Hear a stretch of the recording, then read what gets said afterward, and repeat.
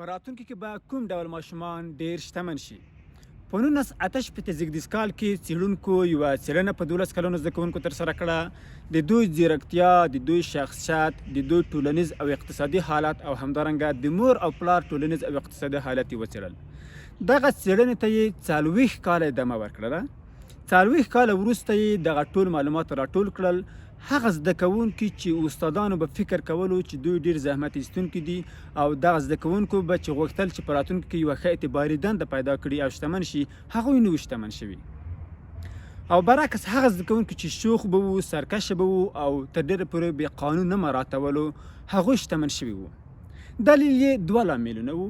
یو لامل یې دا وو چې هغه زده کوونکي چې شتمن شوي وو، هغوی به د لوړ معاش مذاکره کوله، هغوی به نه ډارېدل، هغوی به د خپل حق په غوښتلو کې مقابل طرف تقینات ورکولو او د خپل حق غوښتنه به یې کوله. که دوی به په تجارتي مسایلو کې مذاکره کوله، که دوی د خپلې دندې لپاره مذاکره کوله، که دوی د لوړ معاش غوښتلو په هکله مذاکره کوله، که دوی د یوه بزنسمن یا د یوه شخصي کاروبار د مؤسس په حیث باندې مذاکره کوله د یو مقابل اړخ سره، دوی خپلې غوښتنې په نظر کې نیولې، دوی اصلا نه ډارېدل.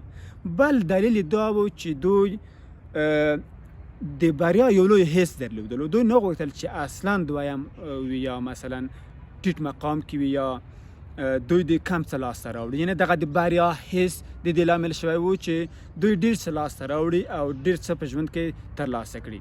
یعنې هغه زده کوونکي چې شوخ به وو، هغه زده کوونکي چې خپل غوښتنو په ترلاسه کولو کې به نه ډارېدل، او هغه زده کوونکي چې تر ډېره پورې به یې قانونه مراعات کولو، هغوی میلیونران شوي وو، هغوی بزنسمنان شوي وو او هغوی لوړ معاشونه درلودل.